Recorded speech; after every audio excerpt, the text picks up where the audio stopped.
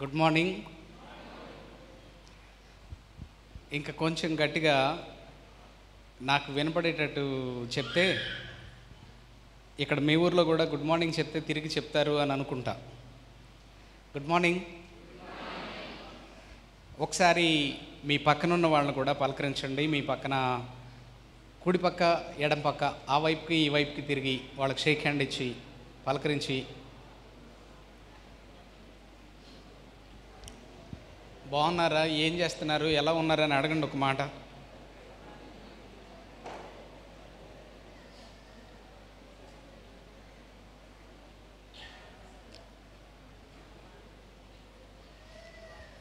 Okay, నేను మిమ్మల్ని కొన్ని ప్రశ్నలు అడుగుతాను. మీరేమాత్రం సిగ్గుపడకుండా, మొహమాట పడకుండా సమాధానాలు చెప్పడానికి ప్రయత్నం చేయండి.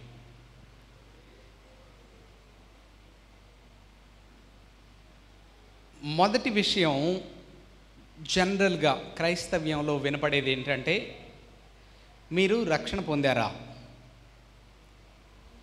ఇంకా కొంతమంది అయితే కొన్ని ఏరియాస్లోకి వెళ్తే వాళ్ళు ఏమంటారంటే, మీరు రక్షణ తీసుకున్నారా అని అంటారు. రక్షణ పొందారా, రక్షణ తీసుకున్నారా అంటే ఏంటి? రక్షణ పొందారా అని అంటే ఏంటి? First question. రెండోది, దేని నుండి రక్షణ పొందాలి? దేని నుండి రక్షణ పొందాలి? మూడవది, రక్షణ ఎందుకు అవసరం? రక్షణ ఎందుకు అవసరం? ఈ మూడు ప్రశ్నలకి సమాధానాలు చెప్పడానికి ప్రయత్నం చేయండి. ఫస్ట్ క్వశ్చను, రక్షణ పొందడం అంటే ఏంటి అసలు? రక్షణ పొందారా అని అన్నారు కదా. రక్షణ పొందారా లేదంటే రక్షణ తీసుకున్నారా అని అన్నారు కదా. రక్షణ పొందాం సార్ అన్నవాళ్ళు చేయి చూపించండి. రక్షణ పొందాం అన్నవాళ్ళు చేయి చూపించండి. సిగ్గుపడక్కర్లేదు, నేను మిమ్మల్ని నిలబడమన్నాం. మిమ్మల్ని ఏం అడగను, మీరు ఏం చెప్పక్కర్లేదు, జస్ట్ ఊరికే తెలుసుకోవడానికి. మిగతా వాళ్ళు రక్షణ పొందలేదు. రక్షణ పొందలేదు నేను ఇంకా అన్నవాళ్ళు చేయి చూపించండి. ఓకే ఓకే, ఆల్మోస్ట్ సమానంగా ఉన్నారు, 50-50 ఉన్నారని అనుకోవచ్చు. ఓకే, ఇప్పుడు దేని నుండి రక్షణ కావాలి? మనుషులకి దేని నుండి రక్షణ కావాలి? దేని నుండి రక్షణ కావాలనుకుంటున్నారు చెప్పండి. దేని నుండి రక్షణ కావాలి? తమ్ముడు, కీబోర్డ్ బాగా ప్లే చేస్తున్నావు. దేని నుండి రక్షణ కావాలి? ఆలోచించావా ఎప్పుడన్నా? దేని నుండి పొందాలి రక్షణ? దేని నుండి కావాలి రక్షణ? రక్షణ పొందడం అంటే ఏంటి? సిస్టర్స్, ప్రతి దానిలోనూ లేడీస్ ఫస్ట్ అనే బోర్డు కోసం చూస్తూ ఉంటారు కదా. Ladies first. రక్షణ దేని నుండి కావాలి? దేని నుండి కావాలి చెప్పండి. దేని నుండి కావాలి? మీరు ఎవరైనా చెప్పండి, పర్లేదు. మీరు కనబడక్కర్లేదు, నాకు వినబడితే చాలు. దేని నుండి రక్షణ కావాలి చెప్పండి. మీరేమనుకుంటున్నారో తెలియడం కోసం, మీరేమనుకుంటున్నారో తెలియడం కోసం చెప్పండి. రక్షణ దేని నుండి కావాలి? దేని నుండి అండి? కొంచెం గట్టిగా చెప్పండి, నాకు వినపడలేదు.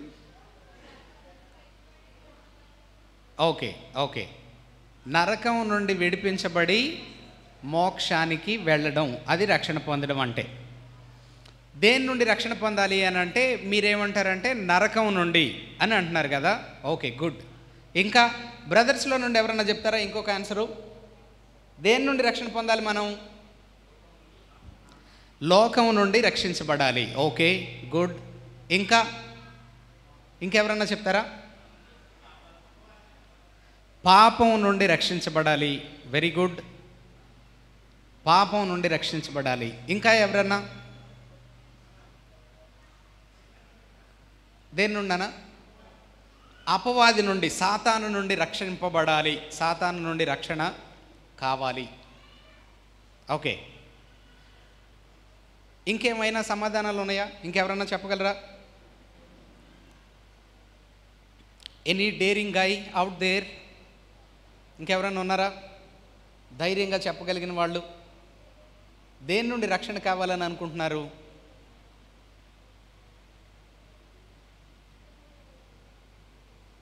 ఓకే, ఒక జనరల్ క్వశ్చన్.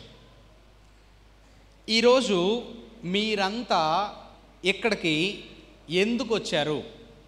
ఈరోజు మీరంతా ఇక్కడికి ఎందుకు వచ్చారు? వాక్యం వినడం కోసం. రక్షించబడిన వాళ్ళందరూ వాక్యం వినడం కోసం అనే మాట సమాధానంగా నేను తీసుకోవచ్చు. ఇంకా రక్షణ పొందని వాళ్ళు ఉన్నారు కదా, వాళ్ళు దేనికోసం వచ్చారు? మీరు దేనికోసం వచ్చారు చెప్పండి. రక్షణ పొందలేదని చేయి చూపించారే, మీరు దేనికోసం వచ్చారు ఇక్కడికి? ఇవాళ రేపు దేనికోసం వచ్చారు? డీప్గా ఏం ఆలోచించొద్దు, బిబిలికల్ ఆన్సర్స్ ఏం చెప్పొద్దు, తెలివైన సమాధానాలు ఏం చెప్పొద్దు. జనరల్గా జస్ట్ ప్లెయిన్గా ఓపెన్గా మీ మనసులో మాట చెప్పండి. ఎందుకు వచ్చారు? ఇవాళ రేపు ఏం ఎక్స్పెక్ట్ చేసి వచ్చారు? సెలవులండి, ఊరికే ఇంటి దగ్గర ఖాళీగా ఉండి ఏం చేస్తామని వచ్చాం అనుకోవచ్చు కొంతమంది. I'm okay with that answer. ఆ సమాధానంతో నాకేం ఇబ్బంది లేదు. లేదనంటే ఏదో చెప్తారని వచ్చాం, లేదంటే జోసెఫ్ గారి మీదో శాస్త్రి అన్న మీదో అభిమానంతో వచ్చాం. ఇంకా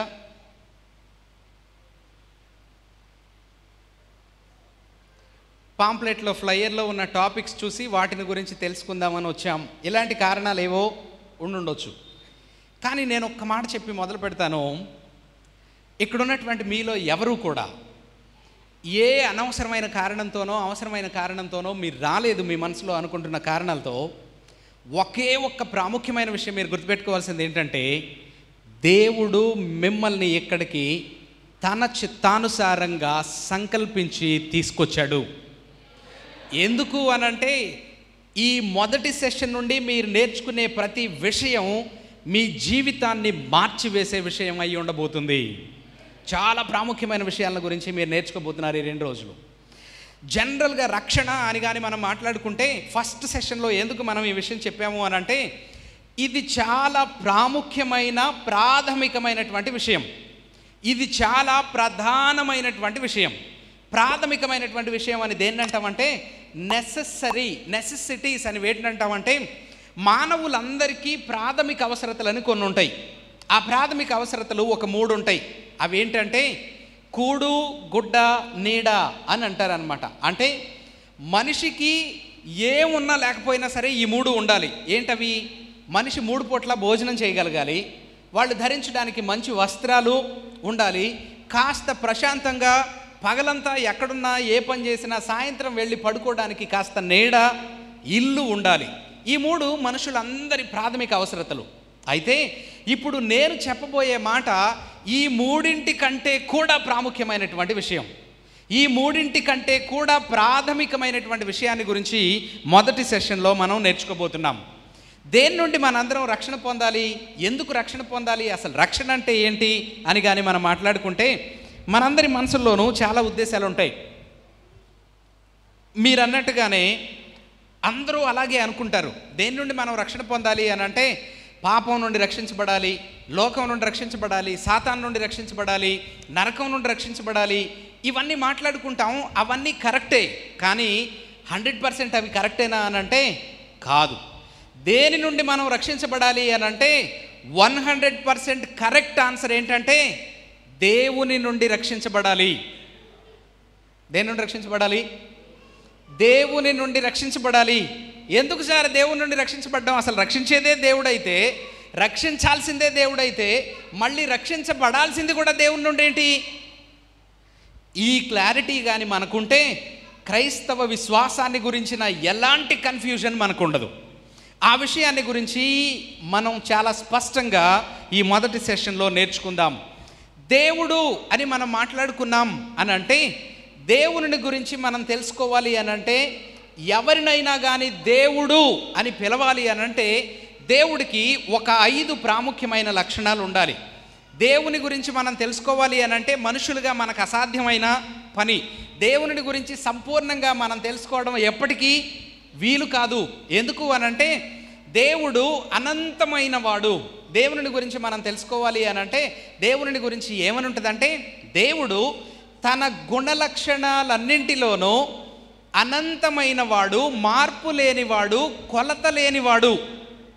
ఏ మానవుడు కూడా దేవుడంటే ఇది, దేవుడంటే నాకు సంపూర్ణంగా తెలిసిపోయింది, దేవుడంటే నాకు పర్ఫెక్ట్గా తెలిసిపోయింది, దేవుణ్ణి నేను పూర్తిగా అర్థం చేసుకున్నాను అని చెప్పడానికి వీలు కాదు. ఎందుకు అనంటే దేవుడు తన గుణలక్షణాలన్నింటిలోనూ అనంతమైన వాడు. దేవుని గురించి నాకు దేవుని గురించి ఈ విషయం తెలిసింది అని అనుకునే లోపు మళ్ళీ దేవుని గురించి తెలుసుకోవాల్సింది ఇంకొకటి ఉంటుంది. నాకు అది కూడా తెలిసింది అని అనుకుంటే దేవుని గురించి తెలుసుకోవాల్సింది ఇంకొకటి ఉంటుంది. అలా మీరు దేవుని గురించి 1,00,000 విషయాలు తెలుసుకున్నారనుకోండి, మళ్ళీ రేపు తెల్లారేసరికి 1,01వ విషయం ఉంటుంది దేవుని గురించి మనకు తెలియాల్సింది. మన నిత్యత్వం అంతా మనం గడిపిన దేవుని గురించి స్పష్టంగా పరిపూర్ణంగా తెలుసుకోవడానికి వీలు కాదు. కానీ మనకు దేవుడు ఎవరో అన్న విషయాన్ని గురించి తెలుసుకోవడానికి బైబిల్ గ్రంథంలో ఒక 5 ప్రాథమికమైన విషయాలు మనం చూస్తాం.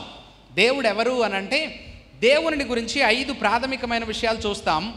ఈ 5 లక్షణాలు ఉంటేనే కానీ ఒక వ్యక్తిని దేవుడు అని పిలుస్తాం.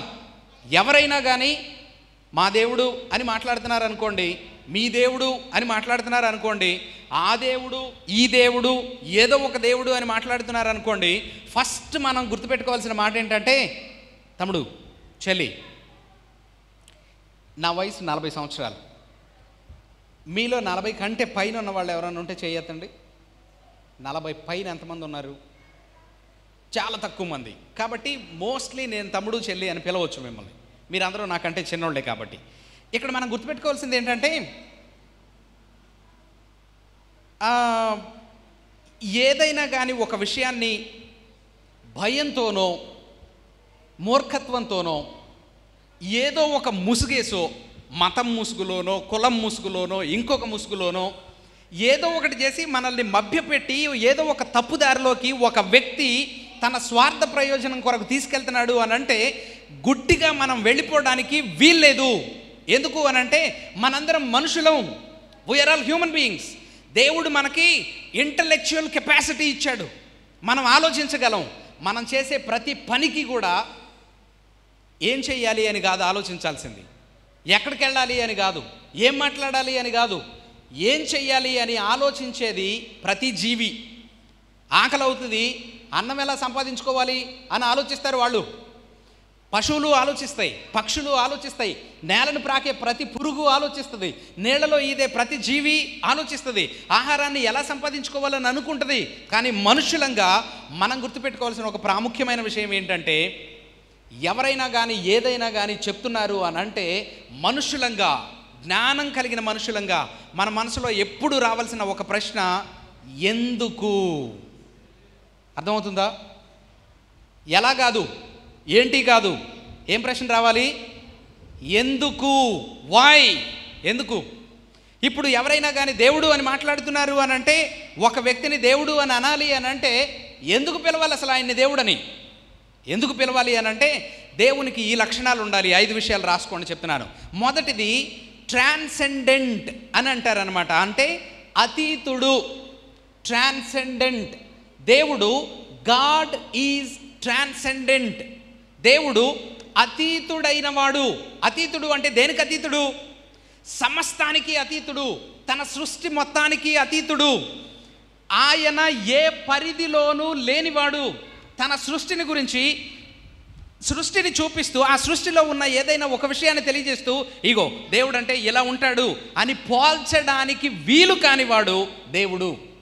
ఆయన సమస్తానికి అతీతమైన వాడు, మించినవాడు. ఆయన్ని దేవుడు అని అంటారు. రెండవ మాట సార్వభౌమాధికారి. ఎవరండి? సార్వభౌమాధికారి. సార్వభౌమాధికారి అంటే తిరుగులేని అధికారం కలిగినవాడు, ఎదురులేని అధికారం కలిగినవాడు. అంటే తాను చేసే ఏ పనైనా కానీ తన ఇష్టానుసారంగా తాను సంకల్పించిన దాన్ని, తాను చేయాలనుకున్న దానిని మాత్రమే చేస్తాడు. ఆయన చేసే పనికి ఎవరిని లెక్కడగాల్సిన పని లేదు. ఆయన చేసే పనికి ఎవరి దగ్గర పర్మిషన్ తీసుకోవాల్సిన అవసరం లేదు. ఆయన చేసిన పనికి ఎవరికి సంజాయిషి చెప్పాల్సిన అవసరం లేదు. ఆయన చేస్తున్న పనిని ఎవరైనా వెళ్ళి దేవుణ్ణి ఆపి నువ్వేం చేస్తున్నావు అని అడిగే అంత సత్తా ఎవరికి లేదు. ఈ అధికారాన్ని సార్వభౌమాధికారం అని అంటాం. దేవుడు అంటే సార్వభౌమాధికారి అయిన వాడు. Nothing can control him. ఏది కూడా ఆయనను నియంత్రించలేదు. ఆయన సార్వభౌమాధికారి అయిన దేవుడు, అతీతుడైన దేవుడు, సార్వభౌమాధికారి అయిన దేవుడు. మూడవది ఆమ్నిషియంట్ అని అంటారనమాట. గాడ్ ఈజ్ ఆమ్నిషియంట్ అంటే సర్వజ్ఞాని, సమస్తాన్ని ఎరిగినవాడు. ఆయనకు తెలియందంటూ ఏది లేదు. ప్రతి విషయం తెలుసు. ఆయనకు మరుగైందంటూ ఏది లేదు. మన ఆలోచనలు కూడా ఆయనకి తెలుసు. అసలు ఇంకొక విషయం చెప్పాలంటే మనకు ఆలోచన పుట్టక ముందే ఆయనకి తెలుసు. నిత్యత్వ గతం తెలుసు, నిత్యత్వ భవిష్యత్ తెలుసు, ఇవాళ ఏం జరుగుతుందో ఆయనకి తెలుసు. సముద్ర అంతర్భాగంలో ఒక జీవి కడుపులో ఏం జరుగుతుందో ఆయనకి తెలుసు. ఆకాశ మహాకాశాల్లో అంతరిక్షంలో ఏం జరుగుతుందో ఆయనకి తెలుసు. ఆయన సమస్తాన్ని ఎరిగినవాడు. ఆయనకి తెలియదంటూ ఏది లేదు. నాలుగవ సంగతి, ఆయన సర్వశక్తి కలిగిన వాడు. ఆమ్నిపొటెంట్ అని అంటారనమాట. సర్వశక్తి కలిగిన వాడు. దేవుడు సర్వశక్తి కలిగిన వాడు అంటే ఆయన లాంటి శక్తి కలిగిన వాడు ఇంకెవరు లేరు. బైబిల్లో స్పష్టంగా రాసి ఉంటుంది, సర్వ సృష్టిని, మన కంటికి కనబడుతున్న సమస్తాన్ని కూడా ఆయనే కలుగజేశాడు, ఆయనే నడిపిస్తున్నాడు, ఆయనే నియంత్రిస్తున్నాడు. Everything is under his control. సమస్తం ఆయన స్వాధీనంలో ఉంది. ఆయన చేయలేదంటూ ఏది లేదు. సముద్రానికి సరిహద్దు నియమించిన వాడు ఆయనే. మహాసముద్ర ఘోషను అణచగలిగిన వాడు ఆయనే. పర్వతములను బద్దలు చేయగలిగిన వాడు ఆయనే. ఆయన శ్వాస విడువగా సముద్ర జలాల అడుగు భాగము కనబడింది అన్న విషయాన్ని మనం క్లియర్గా చూస్తామన్నమాట. కాబట్టి దేవుడు సర్వశక్తి కలిగిన వాడు. ఆయన ఓమ్నిపొటెంట్ అని అంటారనమాట. ఐదవ విషయం, ఆమ్ని ప్రెజెంట్, అంతటా ఉన్నవాడు, సర్వవ్యామి అని అంటారు. ఆమ్ని ప్రెజెంట్, సర్వవ్యామి. సర్వాంతర్యామి కాదు. సర్వాంతర్యామి అంటే అన్నింటిలోనూ ఉన్నవాడు. మన దేవుడు అన్నింటిలో ఉన్నవాడు కాదు, అంతటా ఉన్నవాడు. ఆయన అంతటా వ్యాపించి ఉన్నాడు. 139వ కీర్తన 139వ కీర్తనలో అంటాడు దావీదుకారుడు, ప్రభువా నీ సన్నిధి నుండి నేను ఎక్కడికి పారిపోగలను? నీ ఆత్మ నుండి నేను ఎక్కడికి తప్పించుకోగలను? ఆకాశానికి ఎక్కిపోయినా అక్కడ నీవు ఉన్నావు, పాతాళానికి పోయినా అక్కడ నువ్వు ఉన్నావు, సముద్ర అగాధ జలాల్లో నేను పండుకున్నా నువ్వు అక్కడ ఉన్నావు. నీ సన్నిధి నుండి నేను తప్పించుకుని పారిపోవడం ఎక్కడ వీలు కాదు. ఆయన అంతటా ఉన్నవాడు. ఆయన లేని ప్రదేశం అంటూ లేదు. ఆయనకు తెలియందంటూ లేదు. ఆయన చెయ్యలేందంటూ లేదు. సమస్తము తన సార్వభౌమాధికారంతో జరిగిస్తున్నాడు. ఆయన సమస్తానికి అతీతుడైన వాడు. సమస్తానికి అతీతుడైన వాడు అని అంటే మనలాగా ఆయనకి అసూయ ఉండదు, మనకులాగా ఆయనకి ఈర్ష్య ఉండదు, మనకులాగా ఆయనకి టెంప్టేషన్స్ ఉండవు, మనకులాగా ఆయనకి అలసట ఉండదు, మనకులాగా ఆయన్ని దేంతోనూ పోల్చడానికి వీలు కాదు. కాబట్టి మనుషులకు ఉన్నటువంటి పనికిమాలను చెత్తంతా పెట్టుకుని ఒక వ్యక్తిని దేవుడు అని పిలిస్తే యూ డోంట్ యాక్సెప్ట్ ఇట్. మీరు అంగీకరించొద్దు దాన్ని. దేవుడు అని అంటే ఏంటి? అతీతుడైన వాడై ఉండాలి. కాబట్టి దేవుడు మనుషుల్లాగా ఏదో పడిపోయాడు చేసేసాడు అని అంటే దేవుడు అని అనడానికి కుదరదు. ఇప్పుడు దేవుని గురించి నేను ఒక చిన్న డిస్క్రిప్షన్ చెప్పా, ఒక 5 నిమిషాలు చెప్పుంటానేమో. ఇప్పుడు దేవుడు అని అంటే ఎవరు అనేది మీకు ఒక అవగాహన వచ్చింది. ఇప్పుడు ఈ దేవుని గురించి మనం తెలుసుకోవాల్సిన మొదటి విషయం ఏంటంటే మనం రక్షణను గురించి నేర్చుకుంటున్నాం అనమాట. రక్షణ పొందడం అంటే ఏంటి అని అంటే నేను ఒక్క మాటతో మొదలుపెట్టే. ఏంటి అని అంటే మనం దేని నుండి రక్షణ పొందాలి? దేవుని నుండి రక్షణ పొందాలి. ఇప్పుడు ఈ దేవుని గురించి మనం నేర్చుకుంటున్నాం అనమాట. దేవుని నుండి రక్షించబడాలి. ఎందుకు ఈ దేవుని నుండి రక్షించబడాలి అని అంటే ఈ దేవుని గురించి ఇప్పుడు మనకి రిలవెంట్ క్వశ్చన్ ఏంటంటే మనకున్న రెలవెన్స్ ఏంటంటే దేవునితో ఈ దేవునికి మనకి ఏంటి సంబంధం? అసలు దేవునికి మనకి ఏంటి సంబంధం? దేవుడు అతీతుడైతే అయ్యి ఉండొచ్చు, సార్వభౌమాధికారి అయితే అయి ఉండొచ్చు, సర్వశక్తి కలిగిన వాడు, సర్వజ్ఞాని, అంతటా ఉన్నవాడు అయితే అయి ఉండొచ్చు. ఆయనకి ఏంటి సంబంధం అని అంటే, తమ్ముడు, దేవునికి నీకు సంబంధం ఏంటో తెలుసా? ఆయన నీ సృష్టికర్త. దేవుడు మన సృష్టికర్త. చెప్పండి ఈ మాట నాతో, దేవుడు నా సృష్టికర్త. మళ్ళీ చెప్పండి, దేవుడు నా సృష్టికర్త. కేవలం మన సృష్టికర్త మాత్రమే కాదు, కేవలం నా సృష్టికర్త నీ సృష్టికర్త మాత్రమే కాదు, సర్వలోకాన్ని సృజించిన వాడు ఆయనే. యెషయా గ్రంథం 40వ అధ్యాయం 28వ వచనంలో బైబిల్ గ్రంథంలో ఒక మాట రాసి ఉంటుంది. ఏమనో తెలుసా? మీకు తెలీదా? మీరు వినలేదా? భూ దిగంతముల వరకు కలుగజేసిన వాడు ఆయనే. ఆయన జ్ఞానమును తెలుసుకోవడం ఎవరి తరము కాదు.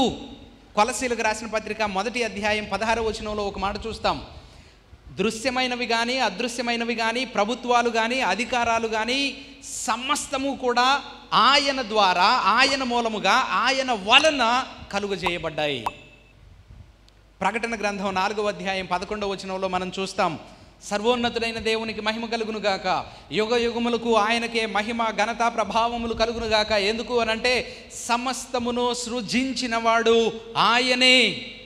సమస్తము అనంటే మన కంటికి కనబడేవి, మన కంటికి కనబడనివి, భూమి మీద ఉన్నవి, భూమి అడుగునున్నవి, ఆకాశంలో ఉన్నవి, ఆకాశ మహాకాశాల్లో ఉన్న సమస్తాన్ని సృజించిన వాడు ఆయనే. ఇప్పుడు అతి ప్రాముఖ్యమైన సంగతి ఏంటంటే, ఆదికాండం 1వ అధ్యాయం 26వ వచనంలో కానీ మనం చూస్తే, ఆదికాండం 1వ అధ్యాయం 1వ వచనంలో ఏమని ఉంటుందంటే, ఆది యందు దేవుడు భూమి ఆకాశములను సృజించెను. 26వ వచనంలో ఏముంటుందంటే, దేవుడు తన పోలికలో తన స్వరూపములో నరుని సృజించెను, వారిని స్త్రీనిగాను పురుషునిగాను సృజించెను. That's it. ఏం చేశాడంట దేవుడు మనుషులందరినీ, చాలా జాగ్రత్తగా వినండి మాట, చాలా జాగ్రత్తగా గుర్తుపెట్టుకోండి. తమ్ముడు అందరూ ఇక్కడే ఉన్నారా? వింటున్నారా? నేను చెప్పేదే వింటున్నారా? ఇంకేం ఆలోచించట్లేదుగా? కొంచెం సీరియస్గా అటెన్షన్ పే చేయండి, సరేనా? చాలా తొందరగా ముగించేస్తా, నేను ఎక్కువ 1 గంట వరకు మాట్లాడు. మీరందరూ ఇక్కడే ఉన్నారా చెల్లెళ్ళు? చాలా జాగ్రత్తగా వినండి నా మాట. దేవుడు తన పోలికలో తన స్వరూపములో మనుషుల్ని చేశాడు, వారిని 2 జాతులుగా చేశాడు. ఎలా? స్త్రీలుగాను పురుషులుగాను. దట్స్ ఇట్, అంతే. ఇంకా 3వ జెండర్ ఏమీ లేదు, 3rd జెండర్ ఏమీ లేదు. 3rd జెండరు, ట్రాన్స్జెండరు ఇలాంటి మాటలన్నీ మాట్లాడుకోవద్దు. వాటి గురించి ఏమన్నా డౌట్లు ఉంటే Q&Aలో అడగండి, లేదంటే ఇంకో సందర్భంలో నేను మీకు ఎక్స్ప్లెయిన్ చేస్తా క్లియర్గా. ప్రస్తుతానికి మనం గుర్తుపెట్టుకోవాల్సింది, ఇక్కడ సిస్టర్స్ కూర్చున్నారు, ఇక్కడ బ్రదర్స్ కూర్చున్నారు. బ్రదర్స్ని సిస్టర్స్ని దేవుడు తన పోలికలో తన స్వరూపం చొప్పున చేశాడు. That's it. ఇది మొదటి సంగతి. కీర్తనల గ్రంథం 139వ కీర్తనలో దావీదు ఏమంటాడంటే, ప్రభువా, నా అంతరంగమును నా అంతరింద్రియములను కలుగజేసిన వాడవు నీవే, నా తల్లి గర్భములో నన్ను జాగ్రత్తగా రూపించిన వాడవు నీవే. కాబట్టి కేవలం దేవుడు మొదటిగా ఆదాము అవ్వల్ని మాత్రమే కాదు, మనందరినీ కూడా మన తల్లి గర్భంలో శ్రద్ధగా కలుగజేసిన వాడు, సృష్టించిన వాడు దేవుడు. మన సృష్టికి కారణం, మన సృష్టికి మూలం తల్లిదండ్రులని అనుకుంటాం మనం. కాదు, అమ్మ నాన్న కాదు. ఎవరు సృజించారు మనల్ని? దేవుడు సృజించాడు. మీకు ఈ విషయం అర్థం కావాలి. దేవుడు మనల్ని సృజించాడు, తన పోలికలో తన స్వరూపంలో సృజించాడు. అయితే ఈ దేవునికి ఒక ప్రత్యేకమైన లక్షణం ఉంది. మాట ఏది మర్చిపోవద్దు, కనెక్షన్ ఎక్కడా మిస్ అవ్వద్దు. ఓకేనా? నేను నీట్గా మీకు అందరికీ అర్థం అవ్వడానికి చెప్తున్నాను అనమాట. జనరల్గా ఏదైనా వాక్యం చెప్పేటప్పుడు పల్లెటూరుకి వెళ్ళినప్పుడు అసలు ఏం చదువుకోనోళ్ళు, బాగా ముసకోళ్ళు అందరూ కూర్చుని ఉంటారు ముందు. వాళ్ళందరికీ నీట్గా ఓ కథ చెప్పినట్టుగా చెప్పాలి, ఏదన్నా చెప్పాలని అంటే. అప్పటికి వాళ్ళకి అర్థం అవుతుంది. అది కూడా వాళ్ళకి అర్థం కాదు, దానిలో సగమే వాళ్ళకి అర్థం అవుతుంది. అందుకనే 1కి 2 సార్లు చెప్తూ ఉండాలి. మీకు అలా చెప్పాల్సిన అవసరం లేదు. మీరు చదువుకుంటున్న వాళ్ళు, మీరందరూ స్కూల్స్కి కాలేజీలకి వెళ్తున్నారు. మీలో కొంతమంది ఇంగ్లీష్ మీడియం కూడా చదువుతూ ఉండొచ్చు. మీలో 10th అయిపోయిన తర్వాత పై లెవెల్ వాళ్ళు ఉండొచ్చు. మీరు ఇంటర్మీడియట్కి వెళ్ళిన తర్వాత, డిగ్రీకి వెళ్ళిన తర్వాత, మీ ఇంజనీరింగ్లో కానీ, గ్రాడ్యుయేషన్లో కానీ, పోస్ట్ గ్రాడ్యుయేషన్లో కానీ, మీ కోర్సెస్ అన్నిట్లోనూ మీ కరిక్యులమ్స్ ఎలా ఉంటాయో మీకు అందరికీ తెలుసు. కాబట్టి నేను ఒక క్రమ పద్ధతిలో మీరు రక్షణని అర్థం చేసుకోవడానికి హెల్ప్ చేస్తున్నా. మీకు అర్థమవుతుంది అనుకుంటున్నా ఫ్లో, మీరు మిస్ అవ్వద్దు. మొదటిగా దేవుడు అంటే ఎవరిని దేవుడు అంటారు అని అన్న దగ్గర మొదలుపెట్టాం. రక్షణను గురించి మాట్లాడుకుంటే మనం రక్షింపబడాల్సింది దేవుని దగ్గర నుండే అనే ప్రశ్నతో మనం మొదలు పెట్టుకున్నాం. ఇప్పుడు దేవుడు అంటే ఎవరు మీకు ఒక అవగాహన ఉంది, ఒక 5 విషయాలు తెలుసు మీకు. ఆయన్ని దేవుడు అని అంటారు.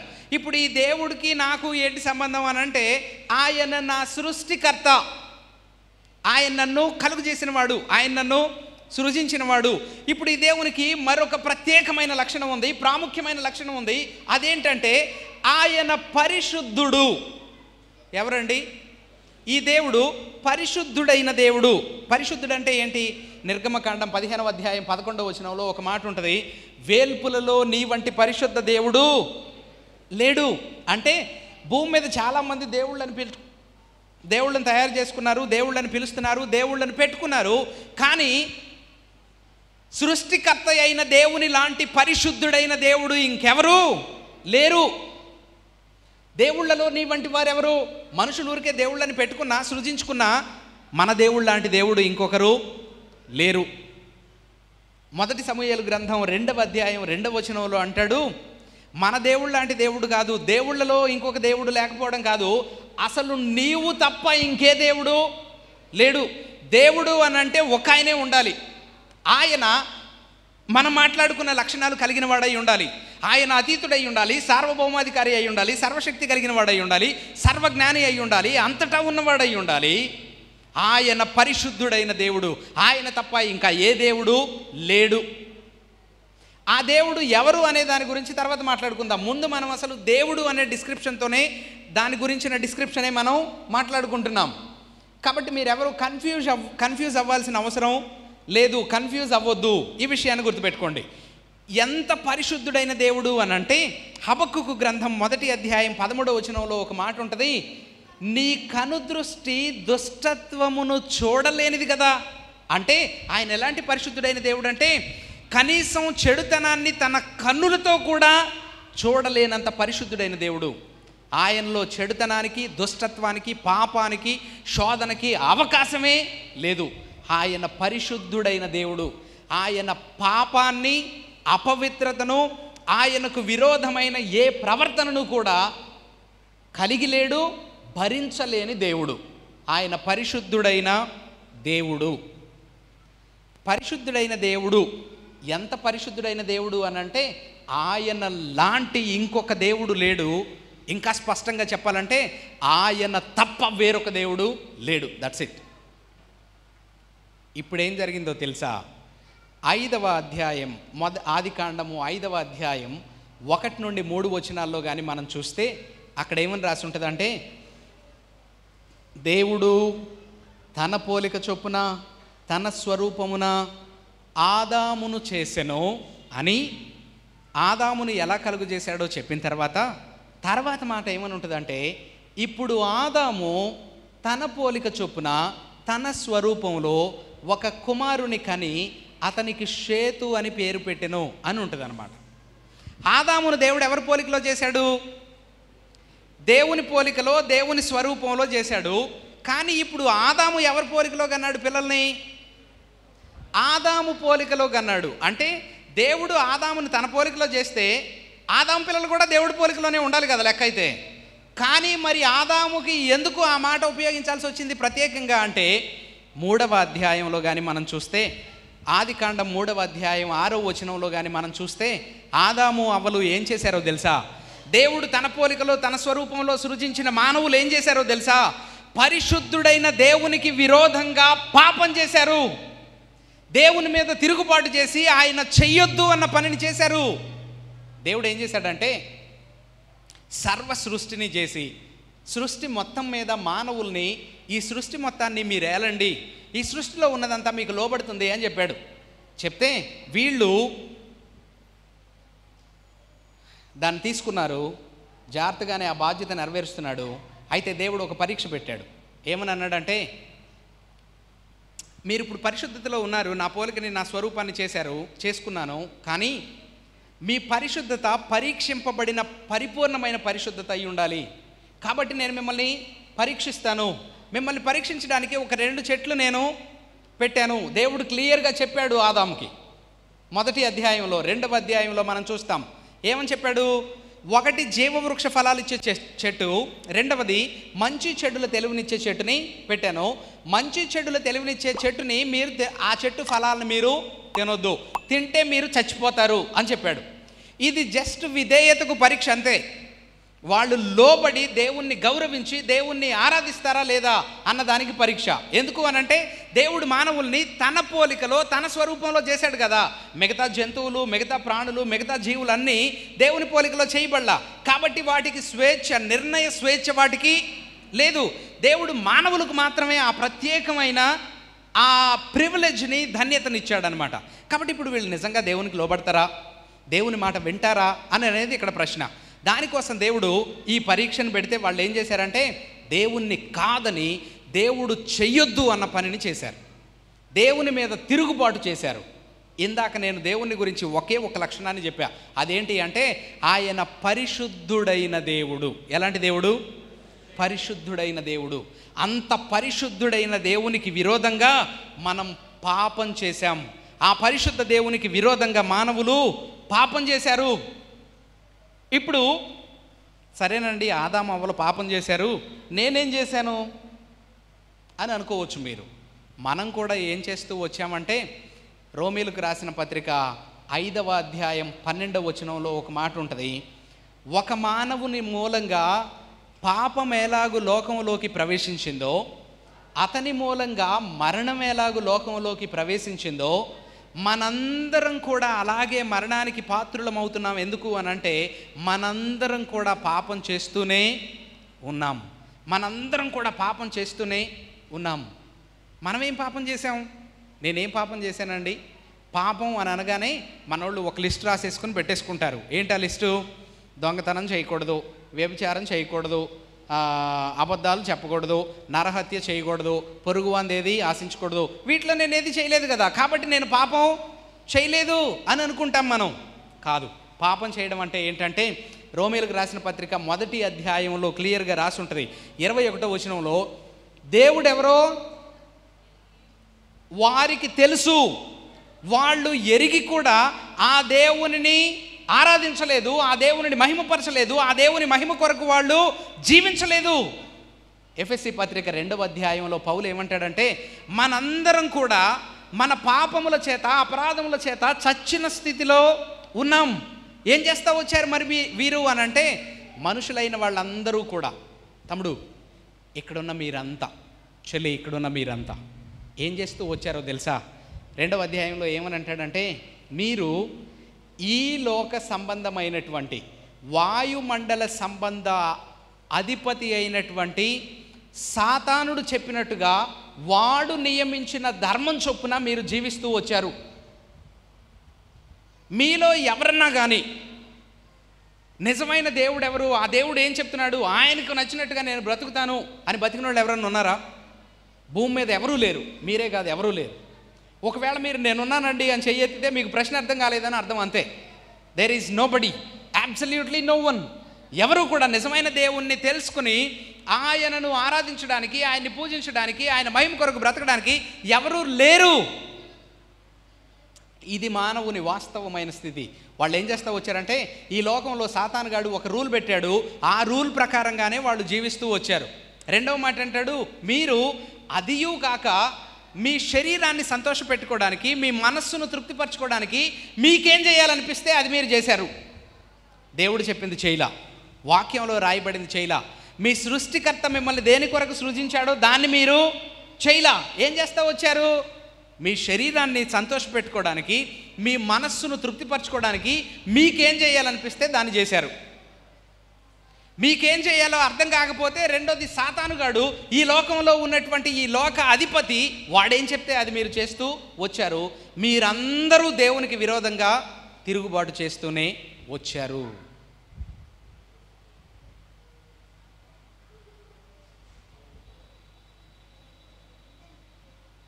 అయితే ఈ దేవునికి ఇంకొక ప్రత్యేకమైన లక్షణం కూడా ఉంది. దాని పేరు జస్టిస్, న్యాయము. దేవుడు ఎలాంటి దేవుడు అంటే గాడ్ ఈజ్ జస్ట్. ఆయన న్యాయమును జరిగించువాడు, ఆయన న్యాయాధిపతి అయిన దేవుడు. ద్వితీయోపదేశకాండం 32వ అధ్యాయం 4వ వచనంలో ఒక మాట ఉంటుంది. ఒకవేళ మీలో చాలామంది రాసుకుంటున్నారు, మీకు ఒక టెక్నిక్ చెప్తా. రిఫరెన్స్ చెప్పినప్పుడు ఎవరైనా కానీ ముందు నంబర్ రాసేసుకోండి, తర్వాత పుస్తకం పేరు రాసుకోండి. ఇప్పుడు ద్వితీయోపదేశకాండం 32:4 అని చెప్పాను కదా, ముందు 32:4 వేసేసుకుంటే ద్వితీయోపదేశకాండం గుర్తుంటుంది కాసేపు. కానీ మీరు ముందు పేరు రాసుకోవడం మొదలుపెట్టారనుకోండి ద్వితీయోపదేశకాండం అని, మీరు ద్వితీయోపదేశకాండం అని రాసేలోపు నేను నెంబర్ ఏం చెప్పానో మర్చిపోతారు. అందుకని ముందు నంబర్ వేసేసుకోండి.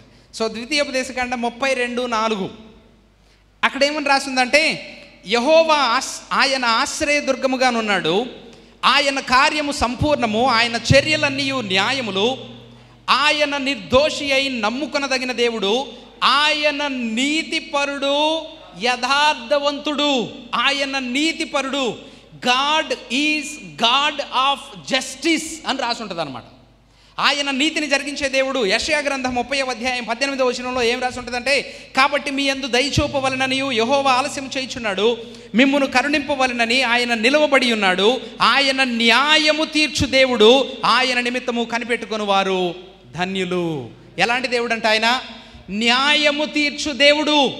ఆయన దగ్గర అన్యాయానికి అధికారమే లేదు, అన్యాయానికి అవకాశమే లేదు, ఆయనలో అవినీతి ఏ మాత్రం లేదు.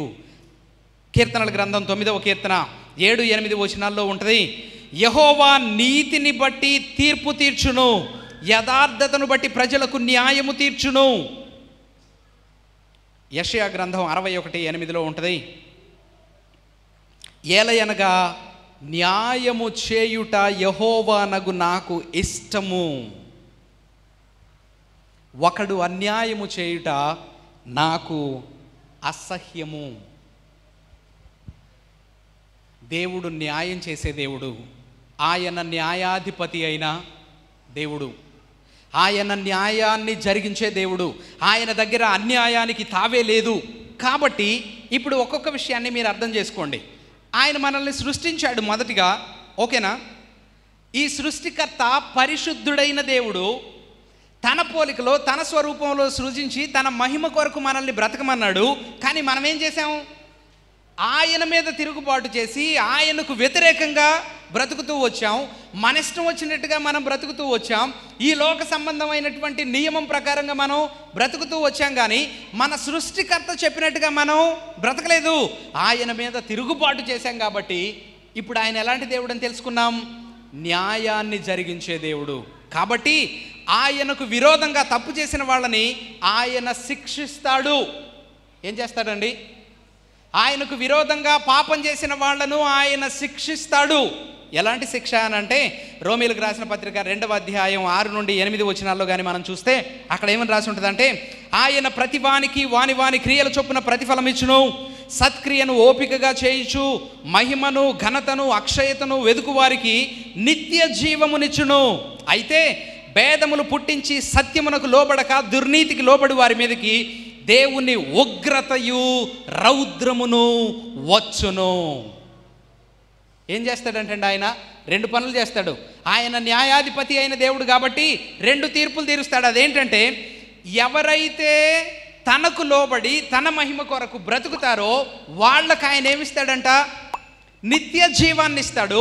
ఎవరైతే ఆయనకు వ్యతిరేకంగా జీవిస్తారో, ఆయన మీద తిరుగుబాటు చేస్తారో, ఆయన సృష్టికర్త అని మర్చిపోయి అసలు ఆయన ఎవరు, ఆయనకి నాకేం సంబంధం, ఆయనకు నచ్చినట్టుగా నేను ఎందుకు బతకాలి, నా ఇష్టం వచ్చినట్టు నేను బ్రతుకుతాను అని ఎవరైతే తిరుగుబాటు చేస్తారో వాళ్ళ మీదకి ఆయన ఉగ్రతయు రౌద్రమును వచ్చును అని రాసుందనమాట. ఆయన ఉగ్రతని ఆయన రౌద్రాన్ని ఏమని అన్నారో తెలుసా? నరకం అని అంటారు. ఏం చేశారు అని అంటే, ఆయనకు విరోధంగా బతికారు అంతే. ఏం చేశారండి ఆదాము అవ్వలో మొదటి మానవులు దేవుడు ఎంత సీరియస్గా చేయడానికి? ఆయన ఉగ్రత చూపించడానికి, ఆయన రౌద్రాన్ని చూపించడానికి అని అంటే, ఆయన రౌద్రం ఎలా ఉంటుంది, ఆయన ఉగ్రత ఎలా ఉంటుంది అని అంటే, నరకం అనే మాట నేను ఉపయోగించాను. కానీ నరకాన్ని గురించి బైబిల్లో కొన్ని మాటలు చెప్పబండి. ఏమని అని అంటే, ఆ నరకాన్ని అక్కడ అగ్ని ఆరదు, పురుగు చావదు, అక్కడ ఎవరు భరించలేనంత భయంకరమైన వేడి ఉంటుంది. ఆ వేడిని ఎవరు తాళజాలలేరు. అక్కడ ఏడ్పును పండ్లు కొరుకుటయు ఉండును. అది నిరంతరమైనటువంటి ఉగ్రత, అది ఒక భయంకరమైన అగ్నిగుండము. ఈ మాటలు రాసున్నాయి బైబిల్లో. నరకాన్ని డిఫైన్ చేయడానికి వీల్లేదు. ఎందుకు అనంటే మాటల్లో చెప్పలేనంత భయంకరమైన దేవుని శిక్ష అది. ఇప్పుడు చెప్పండి, ఆదాము అవ్వలు ఏం చేశారు? వాళ్ళు ఏం పాపం చేశారు? దేవుడు చేయొద్దు అన్నది చేశారు. ఏం చేయొద్దు అన్నాడండి అంటే, ఒక చెట్టు ఫలం తినొద్దు అన్నాడు, అంతే. అరే ఓ కాయ తినొద్దు అన్నాడు, వాళ్ళు ఏదో తిన్నారు, తినాలనిపించింది, దానికే ఎందుకండి ఇంత పెద్ద శిక్ష వేయడం? నువ్వేం చేసావు అనంటే, ఏం చేసావు, నువ్వేం చేసావు అనంటే, నేను ఊరికే నాకు బతకాలనిపించినట్టుగా నేను బతికాను. ఆయన నిజంగా దేవుడు చాలా ప్రేమ కలిగిన దేవుడు, జాలి కలిగిన దేవుడు అని మాట్లాడుతున్నారు కదా. మరి ఆయన అంత ప్రేమ కలిగిన దేవుడు అయితే నన్ను ఊరికే క్షమించవచ్చు కదా. తెలుసో తెలియకో చేసేవాళ్ళే, పర్లేదులే అని వదిలేయచ్చు కదా దేవుడు. ఎందుకండి శిక్షించడం? పైగా ఎలాంటి శిక్ష అంట? అనంతమైన నరకం, భయంకరంగా ఎవ్వడు తాళజాలలేని అగ్ని గంధకంలో యుగ యుగాలు తరతరాలు ఏడుస్తూ పండ్లు కొరుకుతూ ఆ ఉగ్రతను భరించాల్సిందే. అంత తీవ్రమైన ఉగ్రత. ఎందుకు సార్ అంత పెద్ద ఉగ్రత అని అంటే, మీకు ఆ డౌట్ రాకుండా ఉండడం కోసమే నేను బిగినింగ్లోనే దేవుడు ఎవరో చెప్పా. దేవుడు ఎవరని చెప్పాను? 5 విషయాలు చెప్పా దేవుని గురించి. ఎలాంటి దేవుడు ఆయన? అతీతుడైన దేవుడు, సార్వభౌమాధికారి అయిన దేవుడు, సర్వశక్తి కలిగిన వాడు, సర్వజ్ఞాని అయిన వాడు, సర్వవ్యామి అయిన వాడు. మీకు చిన్న ఎగ్జాంపుల్ చెప్తా. మా అబ్బాయికి 6 సంవత్సరాలు. మోస్ట్లీ నేను ఏదైనా చెప్తే వింటాడు, కానీ ఒక్కొక్కసారి వాడికి నచ్చిన పని వాడు చేస్తాడు. నాన్న ఇది ప్రమాదకరమైంది, నువ్వు అలా చేయకూడదు అని చెప్తా, అయినా సరే వాడు చేస్తాడు. అప్పుడు నేను వాడిని కొడతా. నేను వాడిని కొడితే ఏమనుకుంటారు మీరు? మీరేమన్నా అంటారా? నన్ను ఏమన్నా చేస్తారా? నేను మా అబ్బాయిని కొట్టినందుకు మీరేమన్నా ఫీల్ అవుతారా? ఎందుకు అని అంటే, వాడు నా కొడుకు కాబట్టి, వాడిని డిసిప్లిన్ చేయడానికి నేను కొట్టాను కాబట్టి. దానిలో పెద్దగా ఫీల్ అవ్వడానికి ఏమీ లేదు. కరుణ్ గారు వాళ్ళ అబ్బాయిని కొట్టాడని మీరు ఎవరైనా వెళ్ళి పోలీస్ స్టేషన్లో కేసు పెడతారా? పెట్టరు. నేను మా అబ్బాయిని కొట్టాను అంతే, అది చిన్న విషయం. కానీ నేను మీ అబ్బాయిని కొట్టాను అనుకోండి, ఏం చేస్తారు? మీ అబ్బాయిని కొడితే ఏం చేస్తారు? మా అబ్బాయిని కొట్టడానికి మీరెవరండి? ఆయన ఏదైనా చేస్తే మీరు నాకు చెప్పాలి, నేను క్రమశిక్షణ చేసుకుంటా. మీకు మా అబ్బాయిని కొట్టే అధికారం లేదు అని అంటారు. అదే నేను మిమ్మల్ని కొట్టాను అనుకోండి, ఏం చేస్తారు? ఎంత ధైర్యం ఉంటే నా మీద చేయేస్తావు, నన్ను కొడతావా నువ్వు అని అంటారు. అదే నేను మీ ప్రెసిడెంట్ గారిని కొట్టాను అనుకోండి, మీ ఊళ్ళో పెద్ద ఆయన్ని కొడితే ఏం చేస్తారు? మీరందరూ కలిసి వచ్చి కొట్టవచ్చు నన్ను. అదే నేను మీ ఎమ్మెల్యే గారిని కొట్టాను అనుకోండి, ఏం చేస్తారు? తీసుకెళ్ళి లోపలేస్తారు వెంటనే. అదే నేను సీఎం గారిని కొట్టాను అనుకోండి, ఏం చేస్తారు? పోలీసులు నన్ను ఎరగొట్టేస్తారు, నన్ను కొట్టవచ్చు, జైల్లో కూడా పెట్టవచ్చు. అదే నేను మోడీ గారు వస్తే ప్రధానమంత్రిని కొట్టాను అనుకోండి, ఏం చేస్తారు? నా దెబ్బ ఆయన ఒంటి మీద పడకముందే కనీసం 10 రౌండ్లు బుల్లెట్లు నా ఒంట్లో ఉంటాయి. నేను చేసిన పని సేమ్. నేను మా అబ్బాయిని ఒక దెబ్బ వేసాను, అదే దెబ్బ మళ్ళీ ఎవరిని వేసాను? ప్రైమ్ మినిస్టర్ని వేసాను. కానీ మా ఓడి దెబ్బకి మీరు ఎవరో ఫీల్ అవ్వలేదు, ఆయన మీద దెబ్బకి 100 బుల్లెట్లు నా ఒంట్లో దించారు. వయలేషన్ ఒకటే కావచ్చు, చేసిన తప్పు చాలా చిన్నదే కావచ్చు, కానీ మనం ఎవరికి వ్యతిరేకంగా చేస్తున్నాం అన్న దాన్ని బట్టి శిక్ష తీవ్రత ఉంటుంది. ప్రధానమంత్రిని కొడితే దాని తీవ్రత దానికి తగ్గట్టే ఉంటుంది, ఓ చిన్న పొట్టోడిని కొడితే దాని తీవ్రత దానికి తగ్గట్టే ఉంటుంది. కాబట్టి ఇప్పుడు మనం తిరుగుబాటు చేసింది, నా ఇష్టం వచ్చినట్టు బ్రతికింది, నేను ఒక చెట్టు పండుని తిన్నది ఎవరికి విరోధంగా? ప్రధానమంత్రికి ముఖ్యమంత్రికి కాదు. వాళ్ళందరూ ఆయన కాలి గోటితో కూడా సరిపోని సర్వోన్నతుడైన, మాటల్లో వర్ణించడానికి వీల్లేని ఔన్నత్యం కలిగిన, ఎవరు ఆయన గురించి తెలుసుకోవడానికి వీల్లేని మహోన్నతుడైన దేవునికి విరోధంగా మనం పాపం చేశాం. కాబట్టి దాని శిక్ష నరకం. ఎవరు సార్ ఈ శిక్ష కింద ఉన్నారు అని అంటే, ఏ భేదము లేదు, అందరూ పాపం చేసి దేవుడు అనుగ్రహించే మహిమను పొందలేని స్థితిలో ఉన్నారు. Sir, from the very first man, మొట్టమొదటి మానవుడైన ఆదాము దగ్గర నుండి ఇవ్వాడే పుట్టిన పసిబిడ్డ వరకు ప్రతి ఒక్కరూ పాప నియమం క్రింద ఉన్నారు. ఈ పాప నియమం క్రింద ఉన్న వారందరూ కూడా దేవుని ఉగ్రతకు పాత్రులుగా ఉన్నారు. మరి ఇలాంటి దేవుని ఉగ్రతకు పాత్రులుగా ఉన్నవారు, ఈ పాప బంధకాల్లో ఉన్నవాళ్ళు, నిత్యమైన నరకానికి వెళ్ళిపోయే దారిలో ఉన్నవాళ్ళు తప్పించబడ్డానికి ఏమన్నా దారి ఉండాలి కదా సార్. మరి తప్పించుకోవాలి కదా మనం. ఇప్పుడు నాకు 6 ప్యాక్ ఉందా లేదా అనేది మ్యాటర్ కాదు, నా అకౌంట్లో ₹1 కోటి ఉన్నాయా లేదా అనేది మ్యాటర్ కాదు, నాకు 3 పూట్ల తినడానికి బిర్యానీ ఉందా లేదా అనేది మ్యాటర్ కాదు, నాకు 7 అంతస్తుల బిల్డింగ్ ఉందా లేదా అనేది మ్యాటరు కాదు. ఇప్పుడు కూడు గుడ్డ నీడ కూడా మ్యాటర్ కాదు. మనందరం పుట్టుకతోనే దేవుని ఉగ్రతకు పాత్రులంగా ఉన్నాం. మనందరం పాపులం. మనందరం మన సృష్టికర్తకు విరోధంగా పాపం చేసి ఆ పాప స్వభావంతోనే మన జీవితం అంతా గడిపేస్తున్నాం. ఎవరన్నా నిజం చెప్తారా? అసలు నా పరిస్థితి ఏంటి, నా కండిషన్ ఏంటి, నేను ఎక్కడున్నాను, నేను ఎక్కడికి వెళ్తాను అని మీలో ఎవరన్నా తెలుసుకుందామని అనుకున్నా సరే, మిమ్మల్ని తీసుకొచ్చిన పాస్టర్ గారులు కూడా యేసు ప్రభు దగ్గరికి రండి, మీకు లాభాలు వస్తాయి, యేసు ప్రభు దగ్గరికి రండి, మీ రోగాలు తగ్గిపోతాయి, యేసు ప్రభు దగ్గరికి రండి, మీకు బాగా చదువు వచ్చిద్దని చెప్తున్నారు. కానీ నరకం నుండి మీరు తప్పించబడాలి, దేవుని ఉగ్రత కింద మీరు ఉన్నారు, మీకు వాటన్నింటికంటే ప్రాముఖ్యమైంది దేవుని ఉగ్రత నుండి మీరు తప్పించబడ్డం అనే సత్యాన్ని చెప్పేవాళ్ళు ఎవరు ఈరోజు లేకుండా అయిపోయారు. తమ్ముడు, చెల్లి, మీరు నమ్మినా నమ్మకపోయినా, మీకు ఇష్టం ఉన్నా లేకపోయినా, మీకు నచ్చినా నచ్చకపోయినా, మీరు పాపులు, సృష్టికర్తకు విరోధంగా పాపం చేశారు. ఆ సృష్టికర్త అయిన సర్వోన్నతుడైన దేవుని ఉగ్రత కింద మీరందరూ నిలబడి ఉన్నారు. జాగ్రత్త. This is the truth. ఇది మాత్రమే నిజం, ఇదే సత్యం. దీనికి మించి బయట ఎవడు మిమ్మల్ని మోసం చేస్తున్నా సరే, వాడు మిమ్మల్ని మోసం చేస్తున్నాడు. సాతాను చేత వాడు నడిపింపబడిన వాడని గుర్తుపెట్టుకోండి. The very first thing, very essential thing, అత్యంత ప్రాథమికమైన, ప్రాముఖ్యమైన, ప్రధానమైన విషయం ఏంటంటే, మనందరం స్వభావ సిద్ధంగా దేవుని ఉగ్రతకు పాత్రులంగా ఉన్నాం. ఈ దేవుని ఉగ్రత నుండి తప్పించబడ్డమే రక్షించబడడం. ఎలా సార్ రక్షించబడేది? మరి నేను కీర్తనల గ్రంథం 49వ కీర్తనలో 7 నుండి 9 వచనాల్లో కొన్ని మాటలు రాసి ఉంటాయి. అక్కడ ఏమని ఉంటుందంటే, ఎవడును ఏ విధము చేతను తన సహోదరుని విమోచించడానికి వీలు కాదు. 49వ కీర్తన 7 నుండి 9 వచనాలు. వాడు కుళ్ళు చూడక నిత్యము బ్రతుకున్నట్లు, మరణము రుచి చూడక వాని నిమిత్తము ప్రాయశ్చిత్తము చేయగలిగిన వాడు ఎవరు లేరు. దేవుని ఎదుట వారి కొరకు ప్రాయశ్చిత్తం చేయగలిగిన వాడు ఎవడూ లేడు. ఎందుకు అనంటే, వారి ప్రాణ విమోచన క్రయధనము బహు గొప్పది, అది ఎన్నటికీ తీరక అట్లుండవలసిందే అని ఉంటుంది అన్నమాట.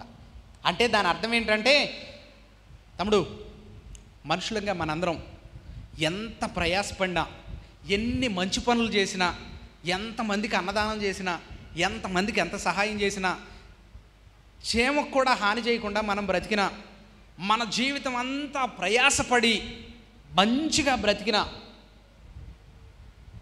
దేవుని ముందు మనం పరిశుద్ధంగా తీర్చబడడానికి వీలు కాదు. ఎందుకు అనంటే, ఆ పాప స్వభావం మన లోపల ఉండిపోయింది, ఇన్బిల్ట్ ఉంది. కాబట్టి ఇప్పుడు ఏదన్నా ఒక దారి ఉంది అని అంటే, ఆ దారి ఏమై ఉండాలంటే, మన కొరకు ఎవరైనా ఒక నీతిమంతుడైన వ్యక్తి మన బదులుగా మనల్ని పరిశుద్ధపరచడానికి దేవుని ముందు డబ్బులు కట్టి మనల్ని విడిపించాలి. మన పాపానికి దేవుని శిక్షను మనకు బదులుగా ఎవరన్నా అనుభవించి మనల్ని తప్పించాలి. లేదనంటే మనంతట మనం ఆ దేవుని శిక్షను అనుభవించాల్సిందే. పర్లేదు సార్ నేను అనుభవిస్తాను అని అనుకోవడానికి మాటలతో ఊరికే అనుకున్నంత ఈజీ శిక్ష కాదది. దాని నుండి తప్పించబడ్డం అనేది మన ప్రాథమిక అవసరత. పొద్దున్నే లేచి బ్రేక్ఫాస్ట్ చేసావా, మధ్యాహ్నం లంచ్ చేసావా, రాత్రికి డిన్నర్ చేస్తావా అని అడిగే ప్రశ్న కంటే నువ్వు రక్షించబడ్డావా అనేది చాలా ప్రాముఖ్యమైన విషయం. మీ అమ్మగారు, మీ నాన్నగారు, మీ అన్నయ్య, మీ తమ్ముడు, మీ అక్క, మీ చెల్లి, ఎవ్రీబడి ఇన్ యువర్ ఫ్యామిలీ, మీరు దేవుని ఉగ్రత నుండి తప్పించబడ్డారా, రక్షించబడ్డారా, మీ పాపం కొట్టివేయబడిందా అనేది ప్రధానమైన ప్రశ్న. ఎవరి నుండి రక్షించబడాలి ఇప్పుడు చెప్పండి? దేవుని నుండి రక్షించబడాలి. దేవుని ఉగ్రత నుండి రక్షించబడాలి. ఎవరు సార్ రక్షిస్తారు మనల్ని అని అంటే, రక్షించడానికి అసలు ఇంకే దారి లేదని కీర్తనలో చెప్పబడింది. మరి ఏం చేద్దాం అంటే, ఇప్పుడు అదే దేవునికి మరొక ప్రత్యేకమైన లక్షణం కూడా ఉంది. అది ఆయన ప్రేమ. ఆయన ప్రేమ కలిగిన దేవుడు. యోహాను సువార్త 3వ అధ్యాయం 16వ వచనంలో ఏమని ఉంటుందంటే, చెప్పండి ఆ మాట. దేవుడు లోకాన్ని ఎంతో ప్రేమించాడు కాబట్టి తన ఒక్కగానొక్క కుమారుణ్ణి మన కొరకు ఇచ్చివేశాడు. ఎవరైతే ఆయన యందు విశ్వాసం ఉంచుతారో వారు నశింపక నిత్య జీవాన్ని పొందుకుంటారు. హల్లెలూయా. గట్టిగా అందరం హల్లెలూయా అని చెప్దాం. హల్లెలూయా. దేవుడు ఏర్పాటు చేసిన అద్భుతమైన ఏర్పాటు, దేవుడు ఈ సమస్యకు చూపిస్తున్న అద్భుతమైన పరిష్కారం ఏంటో తెలుసా? ఇప్పుడు దేవుడే మన కొరకు ఒక పరిష్కార మార్గాన్ని ఆలోచించాడు. అదేంటి అనంటే, దేవుడు తన దైవత్వంలో 2వ వ్యక్తి అయినటువంటి తన కుమారుడైన యేసుక్రీస్తుని మన కొరకు ఈ లోకానికి పంపించాడు. ఆ యేసుక్రీస్తు ప్రభు పరిపూర్ణమైన నీతిమంతుడుగా జీవించాడు. తమ్ముడు అర్థమవుతుందా? యేసుక్రీస్తు ప్రభు 2000 సంవత్సరాల క్రితం మానవునిగా ఈ లోకంలో జన్మించాడు. ఆయన దేవాది దేవుడు. ఆయన నీతిమంతుడిగా జన్మించాడు. ఆయన జననంలో పాపం లేదు. ఆయన జీవించినంత కాలం దేవునికి విరోధంగా జీవించలేదు. ఆయన మరణంలో కూడా ఆయన తప్పేమీ లేదు. ఆ నీతిమంతుడైన ఆయన ఏం చేశాడంటే, 2వ కొరింథీ పత్రిక 5వ అధ్యాయం 21వ వచనంలో ఉంటుంది, మనము దేవుని యందు నీతిమంతులంగా మార్చబడ్డం కొరకు పాపమెరుగని యేసుక్రీస్తుని దేవుడు పాపముగా మార్చెను. ఇప్పుడు దేవుడు ఏం చేశాడంటే, తన ఒక్కగానొక్క కుమారుణ్ణి పంపించాడు మన కొరకు. ఆయన మనందరి పాపాలు తనపైన వేసుకొని మనకి బదులుగా ఆయన సిలువలో చనిపోయాడు. ఆయన సిలువలో చనిపోవడం మూలంగా మనం ఏం చేసినా తప్పించుకోలేని దేవుని ఉగ్రత మన మీద నుండి తప్పించబడింది, తొలగించబడింది. మనలో ఉన్నటువంటి పాపం క్రీస్తు సిలువ మరణం ద్వారా కడిగివేయబడింది. దేవునికి విరోధంగా మనం జీవించిన జీవితం అంతా కూడా క్రీస్తు సిలువ మరణం ద్వారా కొట్టివేయబడింది. ఆయన వచ్చి మన పాపాలన్నీ తీసుకొని తన పైన వేసుకుని మనకు బదులుగా సిలువలో తండ్రి అయిన దేవుని ఉగ్రతను అనుభవించాడు. తండ్రి అయిన దేవుని ఉగ్రతను సంపూర్ణంగా ఆయన అనుభవించాడు. ఎవరైతే ఈ విషయాన్ని నమ్ముతారో, అంగీకరిస్తారో వాళ్ళు రక్షింపబడతారు. Very easy. రక్షణ పొందడం ఎలా అండి, ఏం చేయాలి అని అంటే, 40 రోజులు ఉపవాసం ఉండక్కర్లా, డబ్బులు ఖర్చు పెట్టక్కర్లా, మోకాళ్ళ మీద నడవక్కర్లా, కొండల మీదకి వెళ్ళక్కర్లా. నేను ఓన్లీ క్రైస్తవుల గురించే మాట్లాడుతున్నానండోయ్. మిగతా మతాల గురించి నాకు అనవసరం. ఎవరేమనుకుంటారో, ఎవరేమి నమ్ముతారో మనకి అవసరం లేని విషయం. ఇక్కడ కూర్చునున్న మీకు అందరికీ నేను చెప్తున్నాను, ఇక్కడ కూర్చునున్న మీతో నేను మాట్లాడుతున్నాను. క్రైస్తవ సహోదరి సహోదరుల కొరకు నేను చెప్తున్నాను. మీకు ఈ విషయం తెలుసో లేదో నాకు తెలియదు. యేసు ప్రభు దగ్గరికి ఒకవేళ యేసు ప్రభు దగ్గరికి వస్తే ఎగ్జామ్స్లో మంచి మార్కులు వస్తాయనో, యేసు ప్రభు దగ్గరికి వస్తే జ్వరం తగ్గిపోద్దనో, యేసు ప్రభు దగ్గరికి వస్తే అప్పులు తీరిపోతాయనో, యేసు ప్రభు దగ్గరికి వస్తే సమస్యలు ఏవో పోతాయనో వచ్చిన వాళ్ళు ఎవరైనా ఉన్నారేమో, మంచిదే. కానీ యేసు ప్రభు దగ్గరికి రావాల్సింది వాటి కోసం కాదు. యేసు ప్రభు దగ్గరికి రావాల్సింది దేని కొరకు అనంటే, ఎవడు ఏ విధం చేత విమోచించబడ్డానికి వీలు లేని దేవుని ఉగ్రత నుండి తప్పించబడ్డం కొరకు రావాలి. మనందరం స్వభావ సిద్ధంగా ఏ తేడా లేకుండా, ఆడ మగ చిన్న పెద్ద నలుపు తెలుపు భాష జాతి రంగు వర్ణం ఏ భేదం లేకుండా భూమి మీద ఉన్నటువంటి మనుషులందరూ పాపం చేసి దేవుని ఉగ్రత కింద ఉన్నారు. ఆ ఉగ్రత నుండి తప్పించబడ్డానికి ఉన్న ఒకే ఒక్క దారి యేసుక్రీస్తు ప్రభు. దాని కొరకు యేసు ప్రభు దగ్గరికి రావాలి.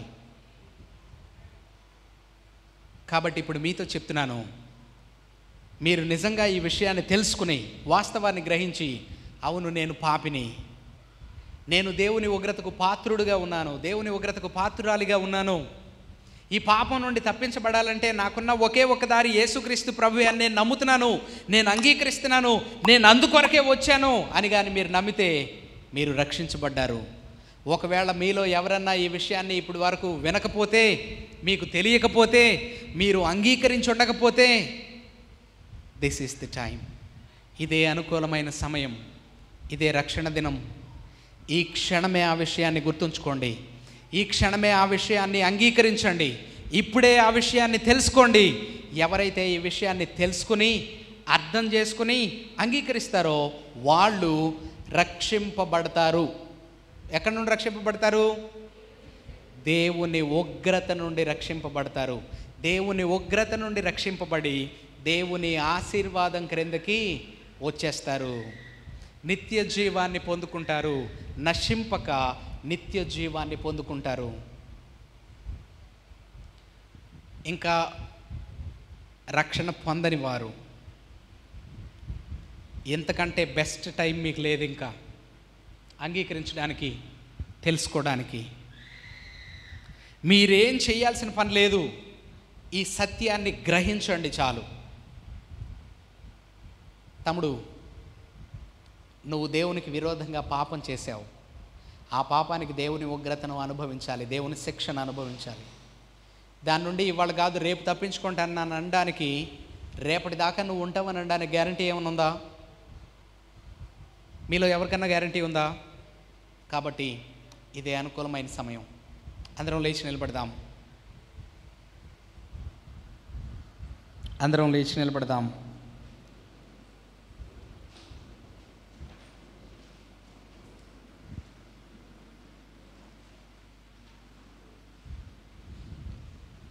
అందరం కళ్ళు మూసుకుందాం.